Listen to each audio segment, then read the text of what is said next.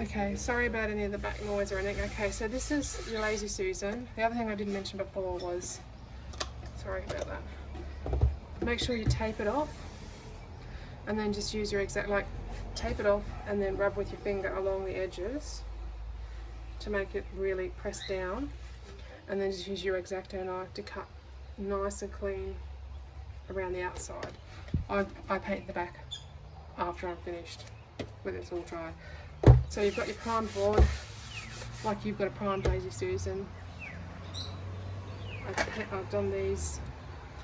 I actually had this copper already mixed up, which I don't know if I'll use, but so if you have a look at, so the base colour is the one that I've got the most of.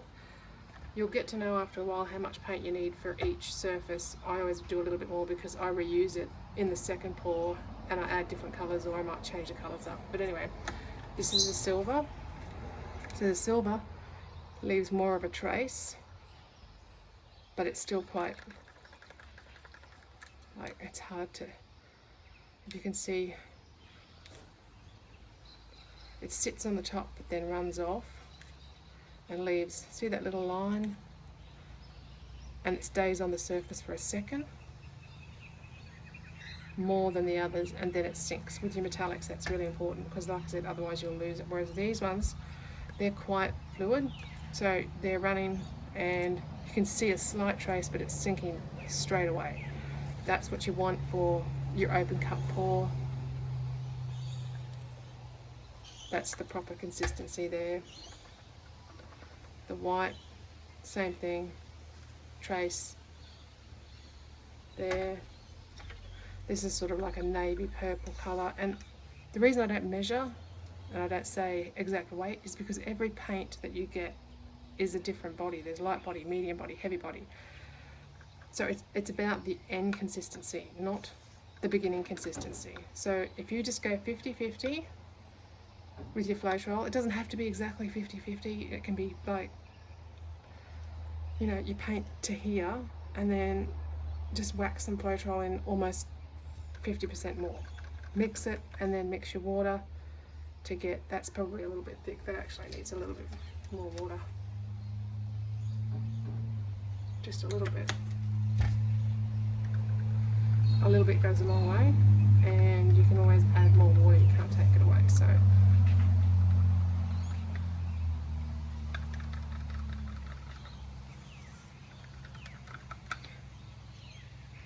yep, that's a bit better. And same with the mint. It's, yep, okay, so they're all mixed, ready to go. And when I first started doing acrylic pouring, I would choose a base colour and do 3 colours. Don't go too many colours, but I'm just being a bit wacky with these colours. But anyway, so you just do that. Now, I pour some of my base colour on and just let it sit for a minute. Move it around a bit. Make sure this is level 2. I haven't got one level. Yep. So I always just make sure to check it, because otherwise, if you haven't got it on a level surface, the paint will just run off in one direction and it'll have it thin, and then it's just, yeah. So just check it, just like with resinine. I just use my little bubble level. Put a bit more white.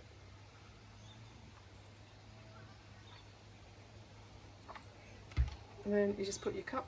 Because I'm doing a round one, I'm going to put this one in the middle. If I was doing a clock, I'd do it on an end and I'd let it slide down like the patterns that you saw on the other one. So you just pop it in there. And always make sure that if you've got 3 colours, do 2 light, 1 dark. Like, always have contrasting colour. It just works in better. I started off with the colour wheel, so you know, you can buy yourself one of those and you just pour some of that in there. Stop.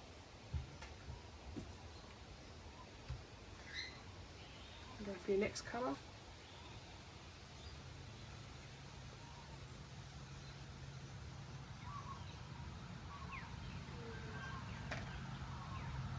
Now I'm going to go with the darker one. And you'll start to see soon on the outside, you'll start to see where it starts to float. That's why it's called a floating open cup. And then I'll use some of my silver.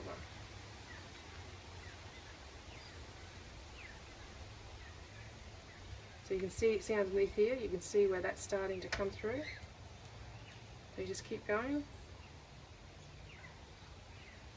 A little bit more of that colour.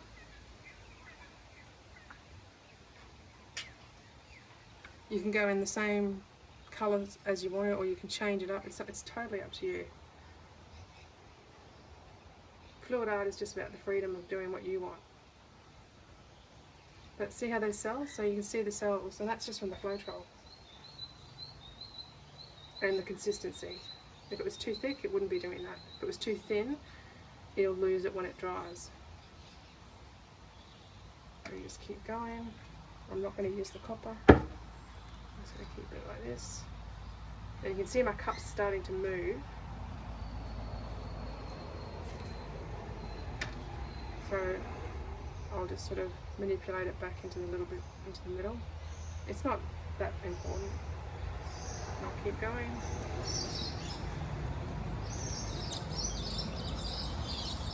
A little bit.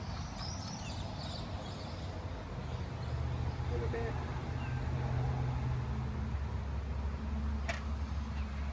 Some more dark.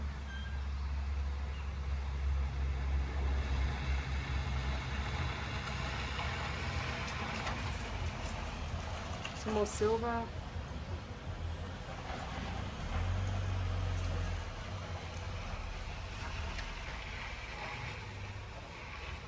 And I'm actually going to put some more white in here, just to break it up a little bit. And see, I'm holding it over here so that it drips into there, because I don't want to drip accidentally into what's going on the outside. And then I'll actually pour a little bit more around here. Oh.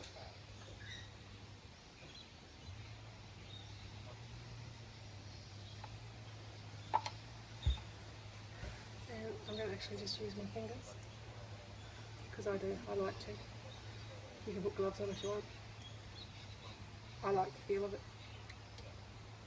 And I just rub around the outside, see with the white, so I'm getting the edges.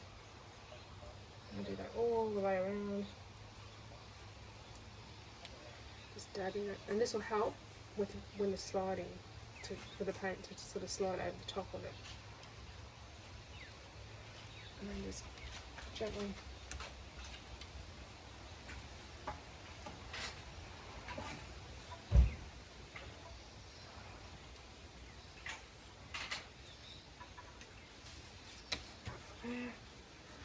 Now, what I'm going to do here is twist it, because I don't like a big blob in the middle, and then take it off, and I'll gently move it, just very slowly. If you do it too quickly, you're just going to lose everything. So I'll just gently start moving it out.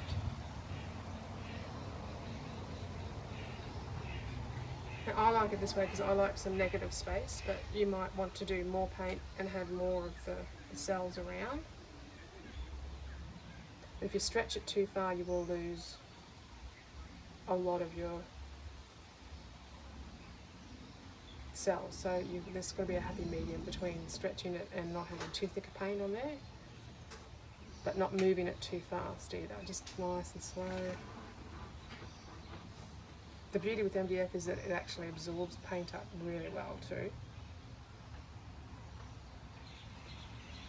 So, and if there's any parts that you don't like at the end here, I'm not real keen on that little bit there, I'll just run it off and then gently go back over this way. I know it's pretty boring and pretty slow, but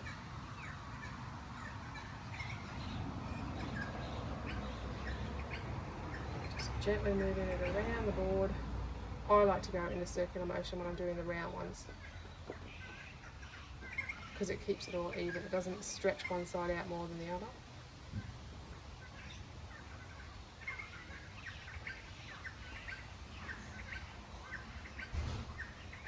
you can see that that's starting to stretch now.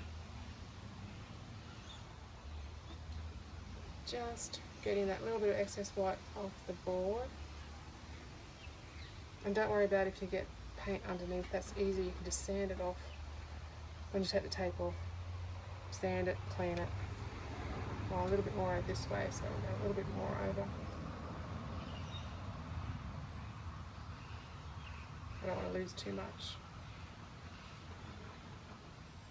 Go down.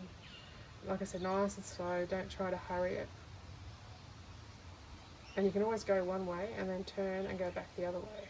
So go here and then go and stretch it back so that you get a bit more of the paint back.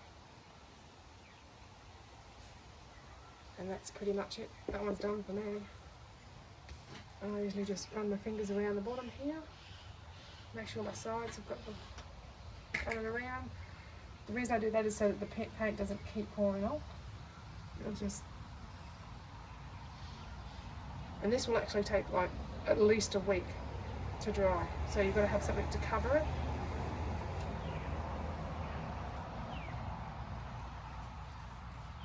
So there, that one's done.